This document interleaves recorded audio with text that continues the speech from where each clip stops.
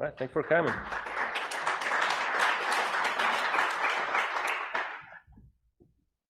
So this is going to be a very easy talk for a Sunday morning, right? Especially post-hangover, I guess. All right, so thank you for coming. So today we talk about neural network, right? We know that computer can calculate complex numerical computation like in a blink of an eye. They're very fast, right? And they probably have more power than human brain. However, still today, brain outperform computer in almost every aspect, especially decisional. What artificial intelligence want to achieve is to make computer be able to make self-decision. And one of the tools that artificial intelligence use is neural network. So let's talk about neural network. Oh, okay. So this is the agenda. You see in the back, maybe you want to come over? Okay. So we talk about neural network and a little bit what it does, what kind of problem solve, and how does it work? Because we're going to try to implement, I implement the neural network in two different ways, right? In fact, I'm going to show a little bit of code. However, framework code is not important here. What's important are concepts, can be applied in different kind of programming languages. And by the way, all the slides and code are on GitHub. In the hand, I have my link you can download eventually to take a look home. But so we're going to implement neural network in a few different ways using the actor model, functional programming, see the pros and cons. And hopefully with time, I try to rush through to have some good demo in the end. If you have any question, just yell at me right away. I'd rather answer in the context rather than wait in the end. So the main takeaway, really, the neural network is to solve complex machine learning problem, and that it turned out that neural network is based on overall simple concept like simple math, like linear algebra, and that that's actually my background. I do a lot of work in parallel computation, distributed system. It turned out that I was very happy to discover that neural network can be easily parallelized. Actually, there is this term about embarrassingly parallel, which is nothing to be ashamed about it, but it refers to some sort of algorithm that is easier to divide in subset and parallelize easily. Okay, the bonus slide about me. My accent is from Italy. I moved here 10 years ago. I live in DC, but I'm going to move in Charlotte, North Carolina next month. So I'll be with neighbors, right? I work with different kind of technology stack, very passionate about functional programming, and recently I published a book about functional concurrency. This is my detailed information, but this probably is not the right color for this room. But fortunately, this is the only purple slide you're going to see. So, but I want to know about you. How many of you are familiar with machine learning? Okay, well, just one, so I can tell whenever I want today. All right. So, well, I guess nobody familiar with neural network. That's what. Okay, this is actually great because the first half of the talk really bring up to speed from the 0 to 100 how neural network works and how you could implement it. How many of you are familiar with the actor model, maybe, or agent? All right, I'm gonna touch base about that as well. And functional programming. All right, it's very heavy. Raise the hand today. Okay, I guess. So motivation. I don't have a machine learning background, but I've been exposed to machine learning several times at work. I built a recommendation engine using neural network for e-commerce, and I built natural language processing also using neural network. And during my experience in machine learning, I was fascinated how really magically the neural network construct work and predict values, especially like in forecast and finance, right? That pretty much quite used. And neural network is not really an old idea, but it's getting very trendy these days, and it's getting a lot of attention these days because it turned out to solve a lot of problems that in machine learning. Like one difficulty that I had when I started machine learning is that you have so many algorithms. Which one are you going to pick, right? It's very hard to figure out based on your domain, your problem, the algorithm to use. But it turned out that actually neural network can help because solve a really broad series of problems. So it's quite nice to have a tool that can solve several problems. However, how does it work? It still feels a bit like magic, like a black box, because there are a lot of nice tools out there, like, you know, TensorFlow is one of those, like Python and Tech, yes. Microsoft come out also with C and Tech and so forth, and they're pretty cool, they works, but it's not that sexy, right? You just get the data, you clean up your data, be sure they're okay, and then you push in these tools, wait for the output, and most likely it works, but how that works, right? So I'm the kind of guy that I want to understand, or I want to open the box. I want to see, you know, what's going on inside. So I decided that the best way to understand how work neural network is most likely implement one yourself. So there are definitely actually many different kinds of neural network, right? Depend also what you try to achieve. There is we're going to take a look at two in particular, but like there is the forward, multi-layer forward. We're going to see that you use for prediction. The recurrent neural network is the one mostly using in natural language processing when the neurons are going to feed back itself. If I use some term that you're not familiar, like neurons and connections, so forth, don't worry. I'm going to build up. You're going to be familiar with this term by the end of the talk. So there are, as I mentioned, there are different neural networks. We're going to focus on the multi-layer feed-forward, which is not really one of the easiest, but is probably the easiest to explain and to work with. And I really like because it's the one used for prediction. So you can play like in financial, get rich eventually. And the self-organized maps also for optimization, like one of the problems that can be used to solve is the traveler cells problem or the study of DNA sequence. And I picked these two in particular because the multi-layer forward is supervised rather than in a position, the self-organized map is unsupervised, okay? So the main difference between the two is that when you have a supervised neural network or machine learning algorithm, you have a series of input and the correlated output. So in this way, you can train your model, and we talk about this word training and model, but then when you train your model, you send some input, and you can compare to the desired output and adjust the value of your algorithm, right? So you make your model more predictable. And instead, unsupervised, of course, doesn't have any data, but still needs some training, right? And actually, the self-organized map pretty much is able to self-train itself. So it's pretty cool. So as I mentioned, computer perform many operations faster than human being, but faster is not always better, right? For instance, one problem that still today computer cannot solve easily is like, for instance, recognize what kind of picture, right? Maybe the animal in the picture, right? If you have two images, it's easy for you to recognize which one is a cat, which one is a dog. But for the computer, still, this is a very hard task. Like, for instance, you can, divide the image in pixel, analyze each pixel, but what about if some pixel is missing, right? The image is blurry, right? So this is pretty hard. So that's actually where neural network came to play and can solve this kind of problem quite easily. So if you have any problem that can be answered by one of these questions, most likely also neural network can help you, right? And also can be classified in a classification, like if you're looking for something to group together for some feature that are common, some commonalities. Prediction, as I mentioned, is something that you want to predict for future. Like if you have a series of time-based data, right, the neural network can eventually study this data and predict the coming value for the future. Anomaly, something strange is weird, probably in images. That's also used in a medical field. Clustering and optimization, also that I want to mention for the self-organized map.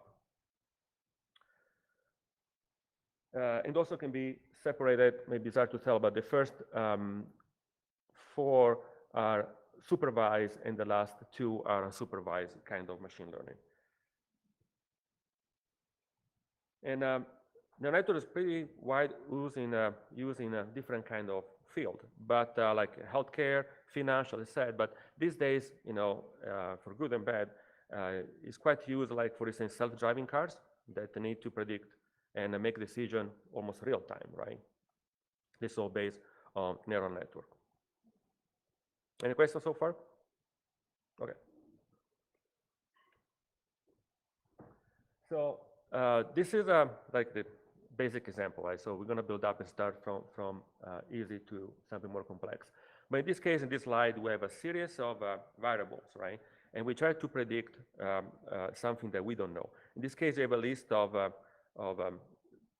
students that based on the grade, the GPA, the age, and the gender, you can predict what kind of sport they can play, okay? So in this case, the last row, we are looking for to figure out what kind of sport the student can play based upon this variable, right?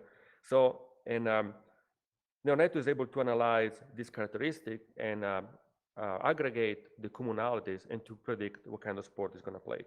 One thing I want to point out, the first gotcha, probably one of the most complex things to do in neural network is something called normalization, right?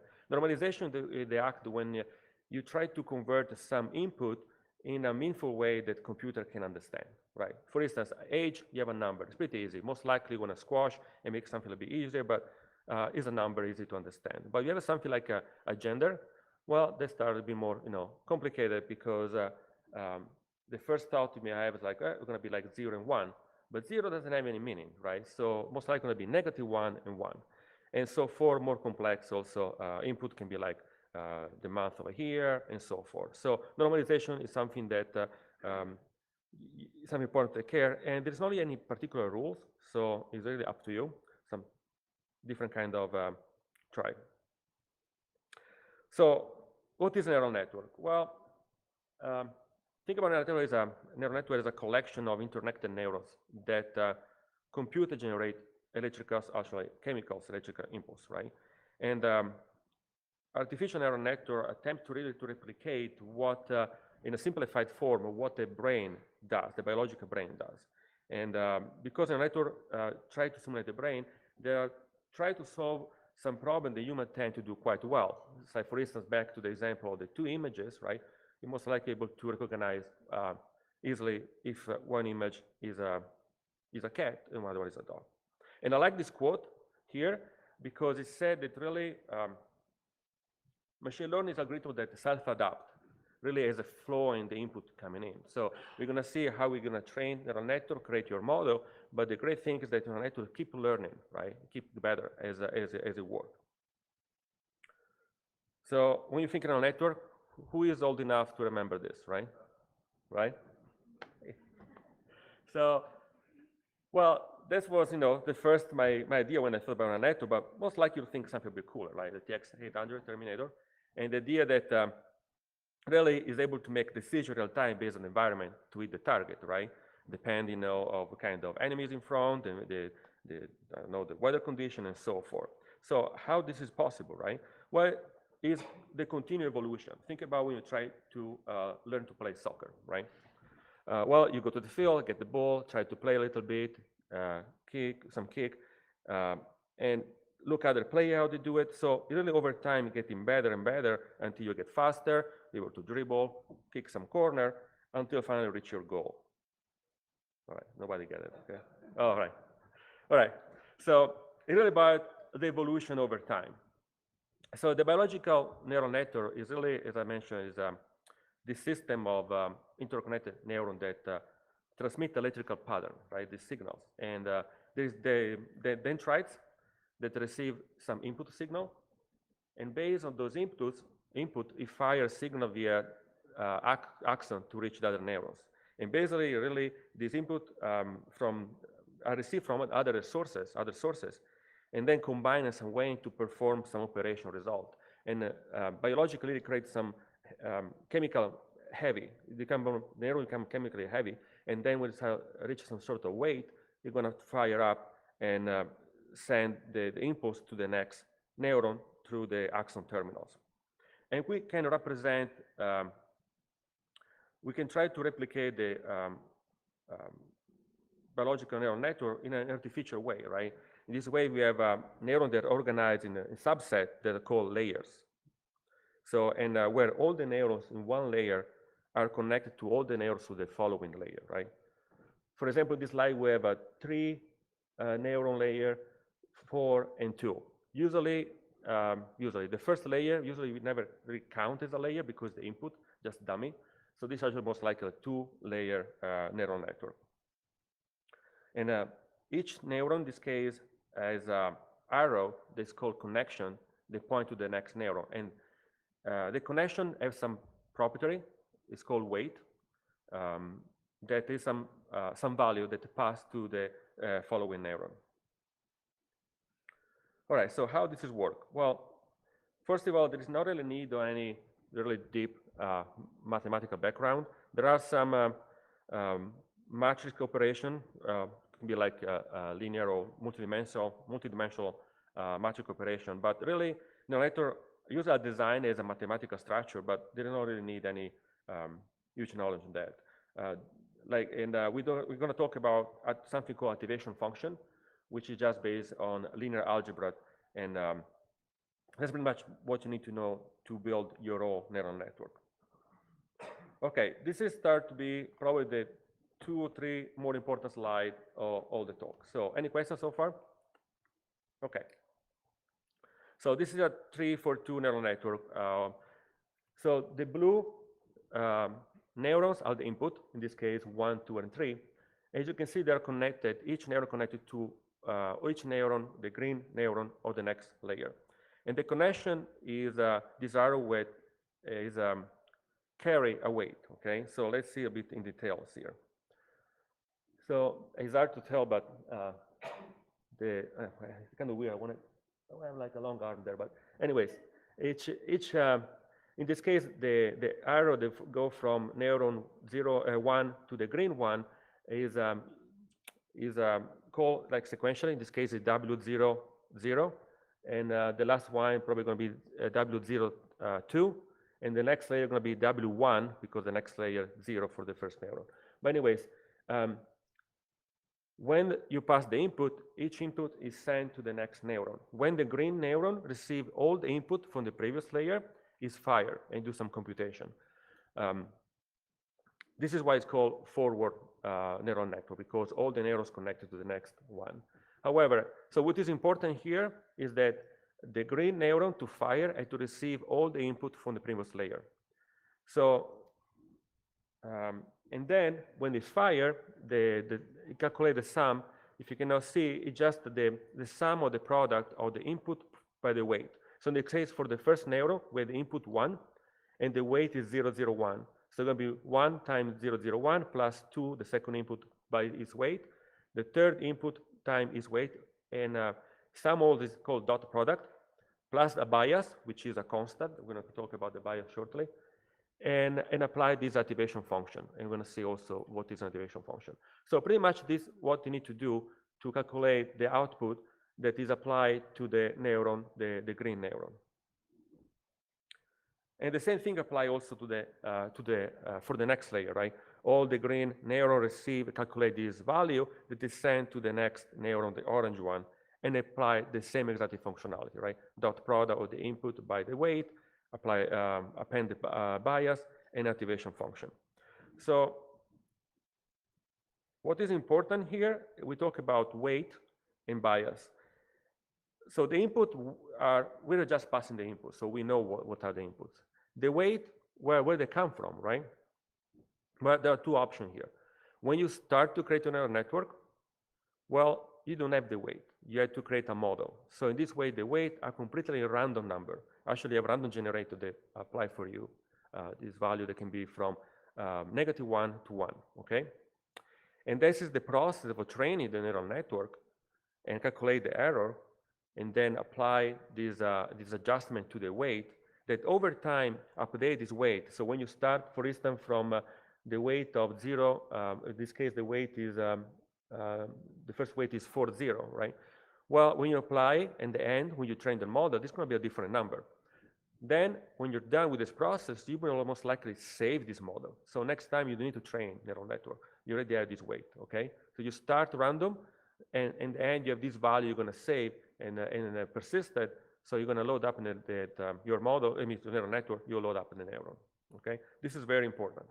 Any question about this part? This was really this more important thing of the neural network. All right. So we talk about the first 3 steps, A, B, C. Then there is the calculate error and update weights. I'm going to talk about that in a second. So, yes. The activation function, is that happening inside that green node? Yes, is the last step. So To calculate the output of each neuron, you have the sum of the weight and the input, then you plus bias, dependent bias, and then all this sum is going to apply the activation function. Yeah. But it's a process that's inside Yeah. the brain. Yes. Each neuron calculates exactly the same thing. Yes.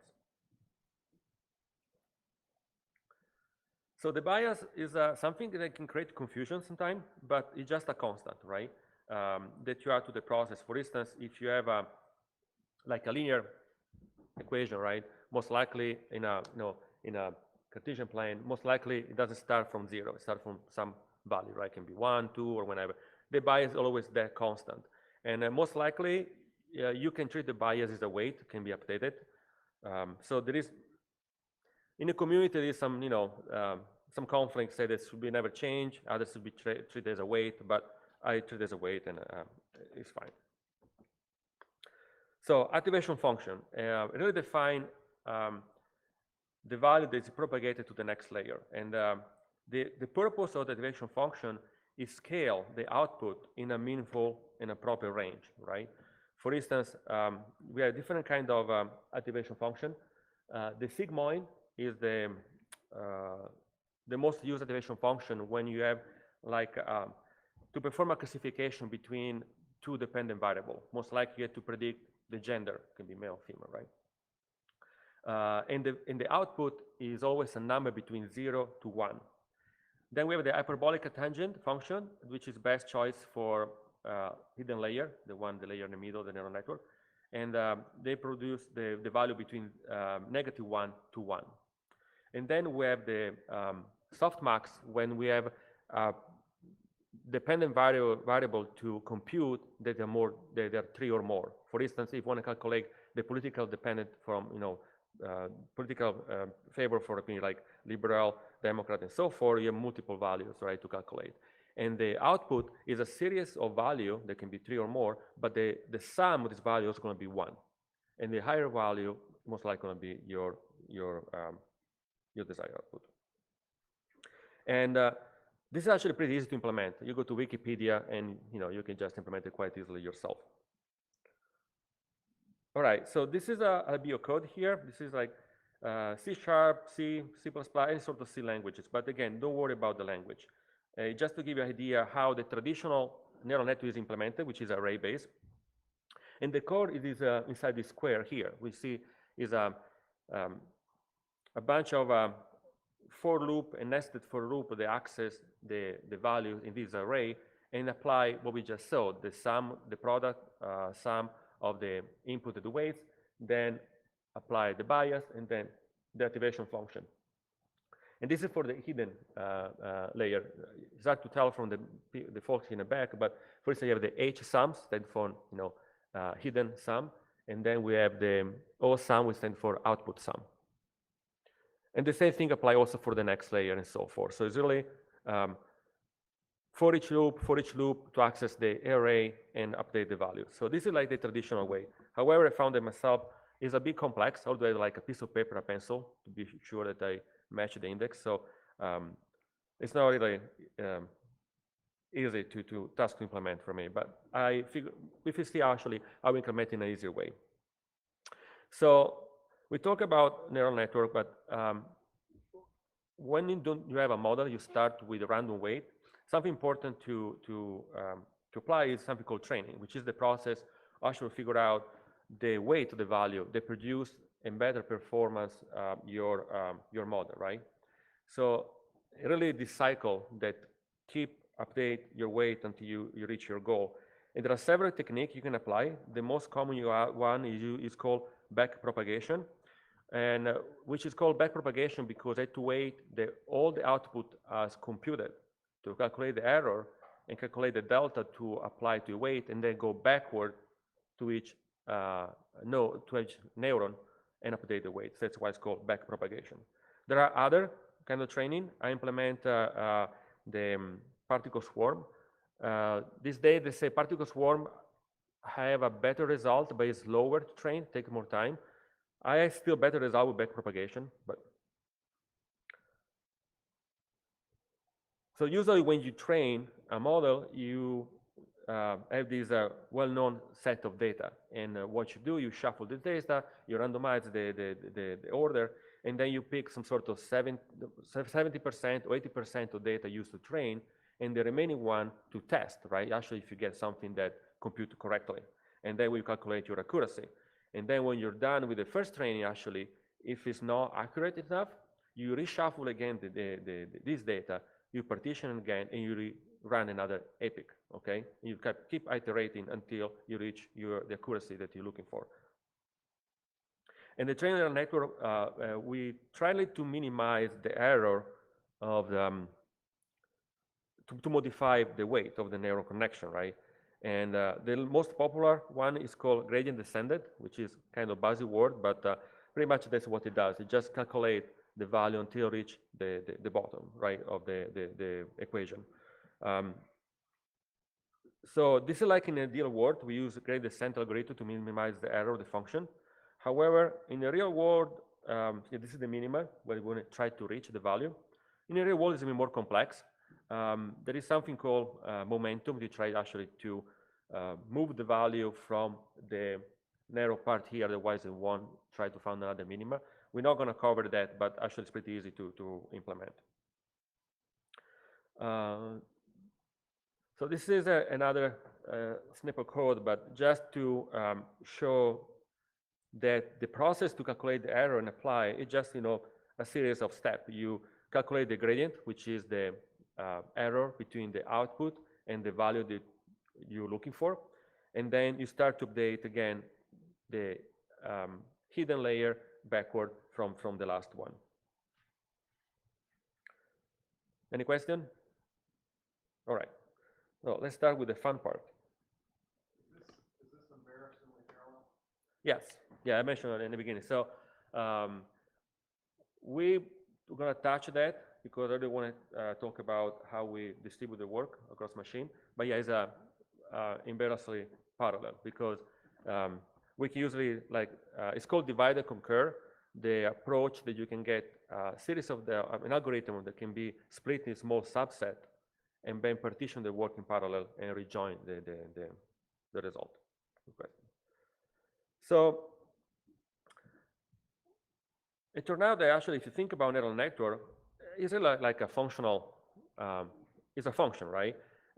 If you're not familiar with functional programming, well, think about a network like it's a mathematical function that accepts some numeric input and generates some output. So really, input, process, and output.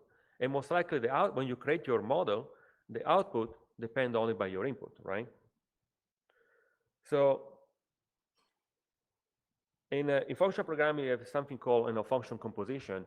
Whenever we have a function that the output matches the input of the following function, you can compose these two functions to create a bigger function, right? So you think about neural network, pretty much do the same. When the neuron is this function that create the dot product, apply the bias and functional activation function, well, you have the input and the output, and you can compose this neuron as a bigger function. And of course, it'll be more complex neural network because they have different input and different output, like, multiple input, multiple output, but high level, the concept apply. So without going into much detail here, in 6 lines of code, I was able to implement almost what we did in all the bunch of C code with a bunch of for each loop, right? We create a function that it just append a value to a given vector array, which is used in the third line to append a bias, okay? And then the last function, the layer, well, the layer function accept the activation function is input, the weight, which is your model, and then the input and produce the output. And you can see here the last line do exactly the same functionality inside the neuron, dot product, bias, and activation function. Even better, right now, we can just use actually this line of code to implement our neural network, right? We have the first line, you can see how easy it is to implement, like, for instance, a sigmoid activation function. We have 3 arbitrary small here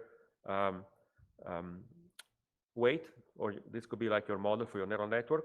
And then we create like a 3-layer of neural network. We leverage the layer function, passing the activation function, and the the weight of the model for each part, for each function, and then we can use this double arrow, which is used for compose function, right? This is it. This actually we build our neural network, which is pretty nice.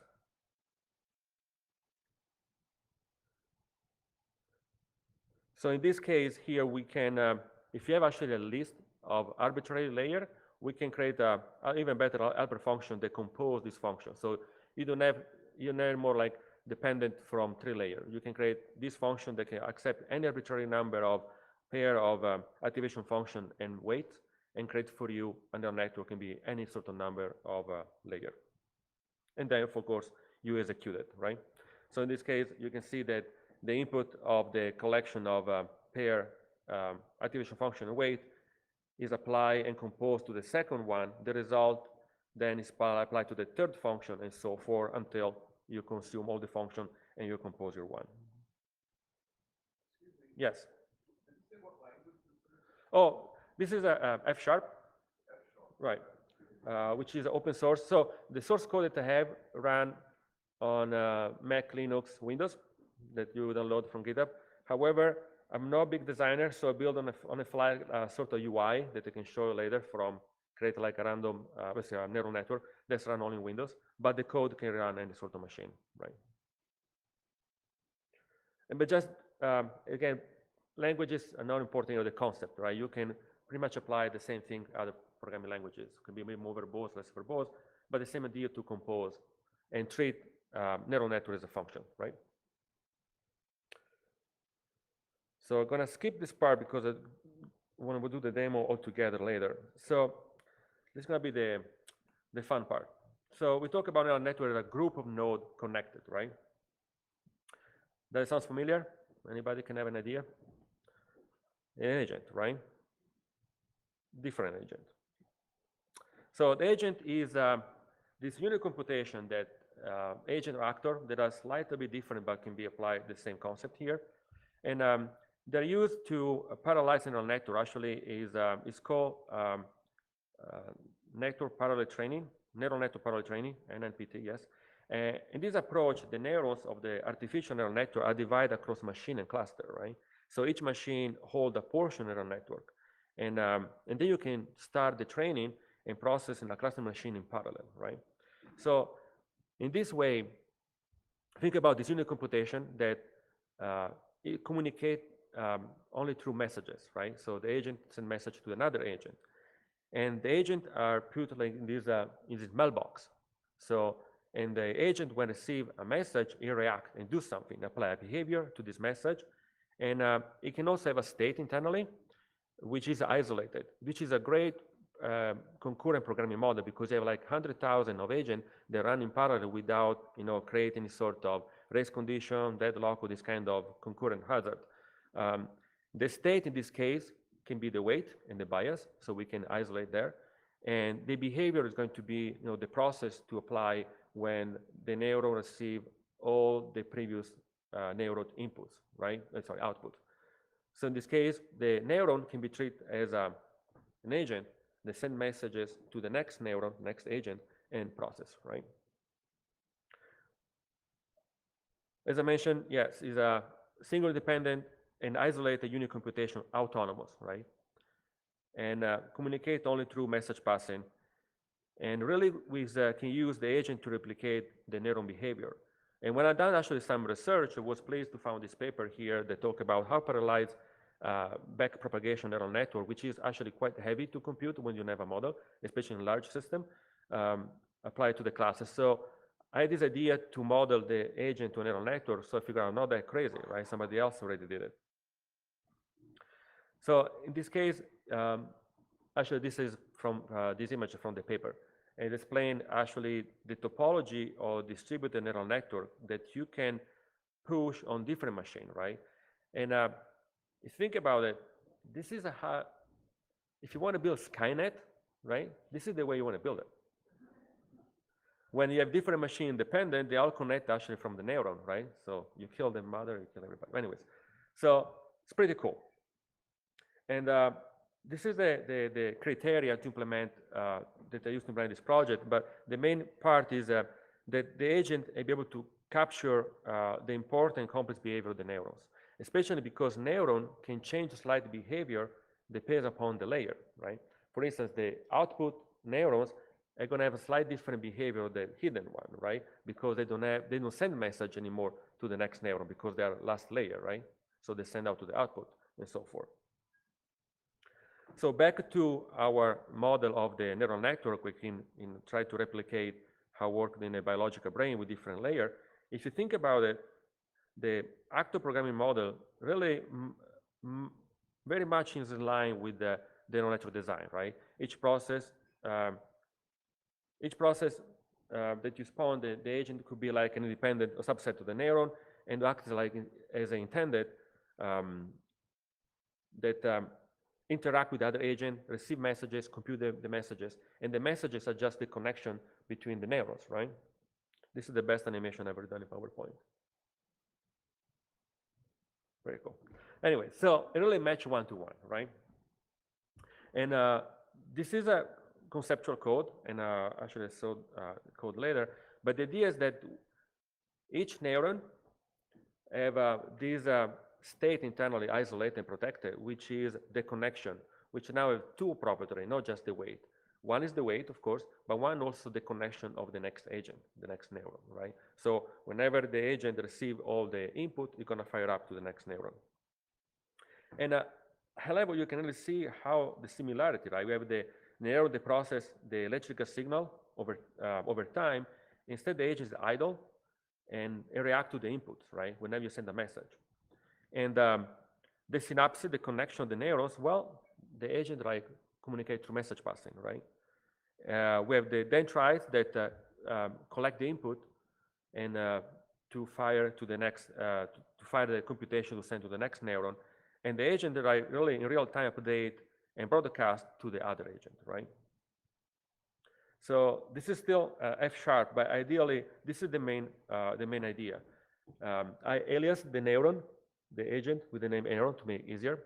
But now when you create a neuron, you just pass your bias and your weight, and the upper layer have the activation function they're going to pick up. But the idea is that now this bunch of neurons, it can be like 1,000 in your machine because very low memory consumption because they're idle when they don't have anything to do. But it's asynchronously wait from this input to connection. And there are two states here. One, when I receive a message, it checks. If the message matches the number of the previous neuron, it means it receive all the input and proceed with the computation. Otherwise, append the message and wait to receive the next one until you're going to receive all the inputs. And ultimately, when you receive all the input, apply the logic we saw earlier, the same one, the dot product plus bias and the output fire applying the activation function, and broadcast the message to all the neurons. Question? There's a lot to digest for Sunday morning, I know. Probably need a drink, right? All right. Let's do a quick demo that. So this is the source code that you can download from GitHub. However, as I mentioned, to run the UI, you have to run on Windows. Otherwise, you can run just you can create your neural network using this model quite easily in any sort of platform. What is nice here is that it's designed for the multi-layer forward neural network and the self-mapping here, but you can create your own. And what I found interesting that is that now we have this idea that your model start with some neuron, right? And with the original model, we start with like a multi-array or multi-dimensional array. When we start with your neural network topology, it's hard to add or extend other neuron, right? But in this case, you can add on the fly multiple agent, right, and reduce. So actually, it's quite nice when you test and you create your neural network to achieve better result. So this is let's make it a little bit bigger. So this is the source code that I was showing a slide, right, which is the neuron that applies some, wait for the connection and apply some functionality, right? We have some UI here, let's start it. Actually, wait 1 second. When you start here, you can set the number of neuron layers. So in this case, I have, fortunately, the projector doesn't have a great resolution. So let's see. Okay, that's better. So in this case, I add a layer with a feed-forward layer, and I pass the number of neuron, which is 4. And I pass the default derivation function, which is a sigmoid in this case. I think I defined before in the code here. And then I add the other layer, the third layer, all feed forward with the same sigmoid derivation function here. And it's going to be a 4, 7, and 3 layer neural network, right? In that function, does that set up the whole model? Does that set up the whole function? Yeah, yes. So when you create a mini layer here, and then when you create a build, called build here, it creates a neural network for you. And now you can just push input to the neural network and create for you. And here I comment, but there are other more complex, like a 5-layer one, and then we have another only 2, but like you can create and play with this, right? So when you create your neural network, there is no any specific rule how many neurons each layer should have, right? It really based on your training. It's very well, you keep trying until you reach your better output. So in this case, I have the classic example, the iris set, which is a famous study neural network. What it does, it provides 150 training set ready with input value to determine the type of iris flower based on the color, the petal, whenever. But the idea here is that when we load the neural network here, as a part of the training, we compose in somewhere here, we split the input in 80-20, and we run one generation, actually we run it. Okay, so you can see here above, there is some epic 01, 02, and print also the error. And here are our 4, 7, 3 layer. You see that inside this, I'm not a designer, I mentioned that, right? The color pretty bad, but hey, it keep updating the values, right? So here I done only 50 epic, and for each epic, actually, it ran what is 120 values against 30, right? And every epic, if it doesn't reach the accuracy that I was looking for, it reshuffled this value and rerun another training, right? So in this case, well, I read it for you for the back, so you trust me, but I ran 50 epic, and the last 20 here, they calculate the expected value with the output, and which is the calculated delta, and then the accuracy is 93.33%, which is okay. It should be better, but again, I ran only 50 epic just for the sake of the demo here. Most likely, in a real case, you're going to run multiple, like probably a couple hundred, probably you change your topology and so forth. And here, like the regression here, to figure out now the dots here are the flower that are put in your as input, and this is the line that represents your output, right? So they're pretty close, quite nice. Any question about this part?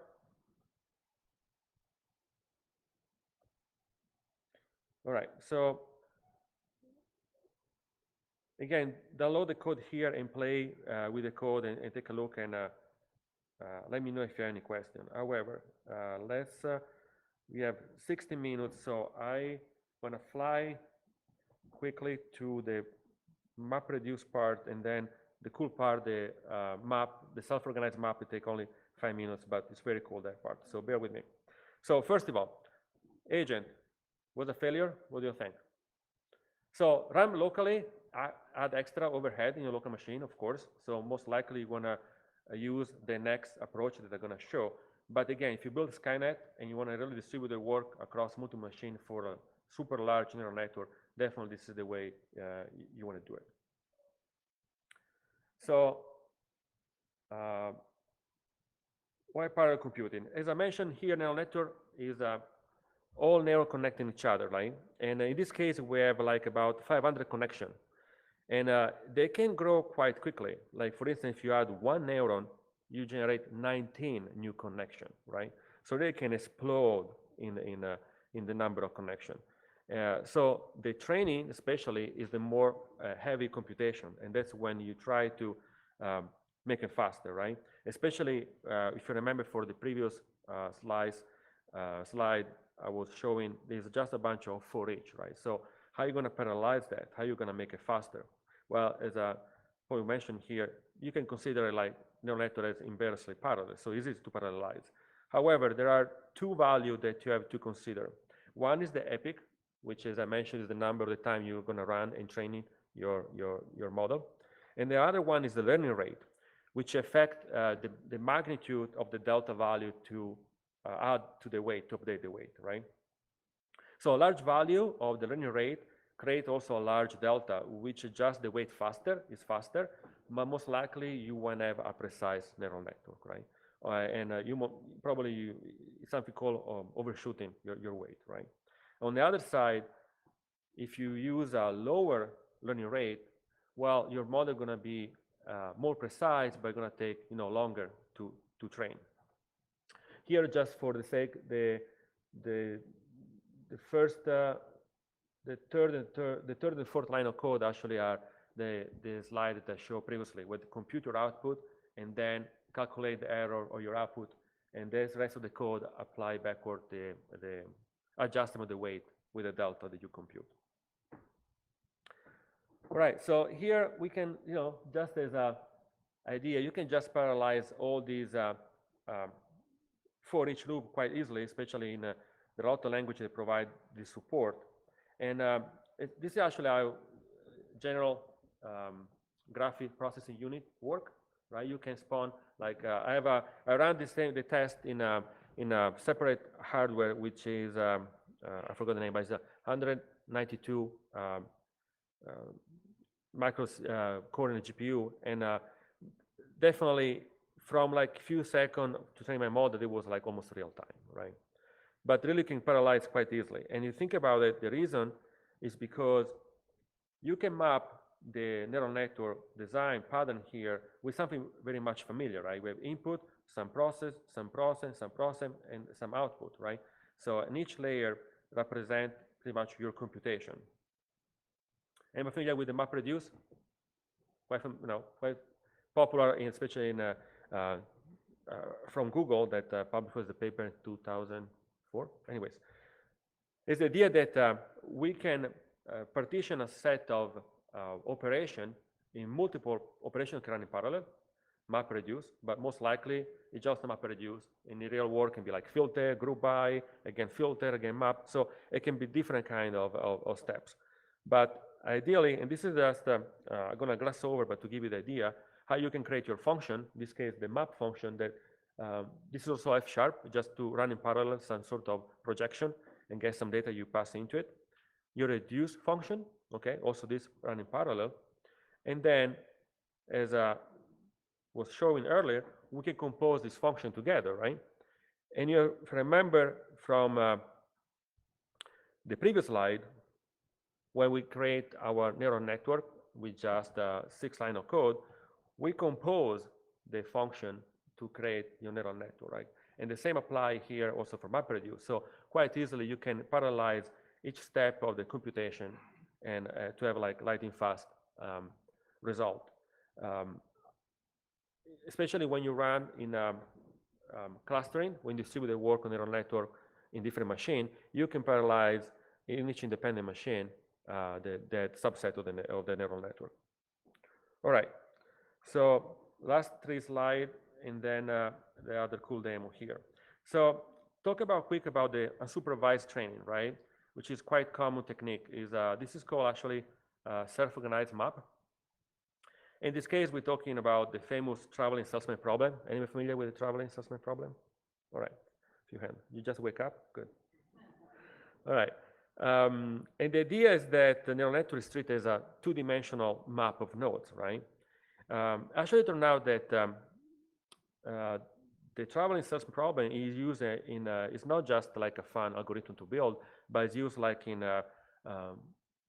how to determine predict the protein function, and in sequencing processes, which is quite interesting. But anyways, so I don't know if you see the animation in the back. So at first, the travel assessment problem seems easy problem. I mean, it's easy to solve, right? However, the bigger the number of the city, the bigger the combination you have, right? So you cannot just brute force. Like you have 2 cities, most likely you have 1 path. That's fine. 5 cities, 120 path. But if you're like 10 cities, you're almost like 4 million different kinds. So if you're like in this case, the demo think is like 100 cities, it's gonna probably take years to calculate, you know, the output and the best output. So in this case, neural network provides a great solution, right? We treat neurons as a 2-dimensional layer nodes, and what it does is start a neural network as a ring actually, and during the learning procedure, it changes the shape of the ring and figure out how to touch the other city and create for you the map. And of course, again, I'm a paper junkie. I found this paper was awesome that say, well, you know, back here you have this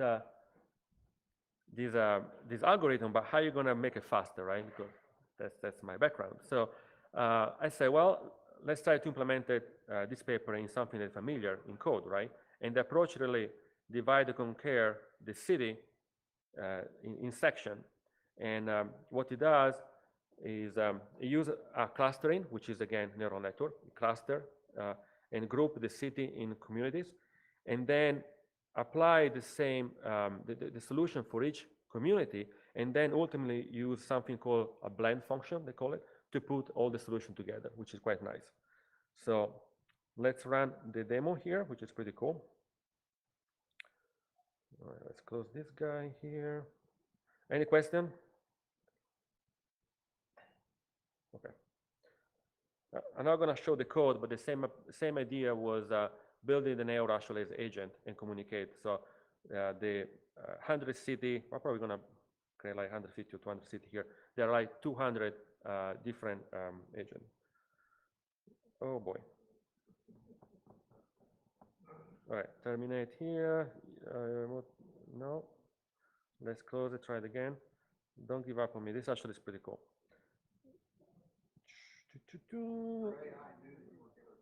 Yeah.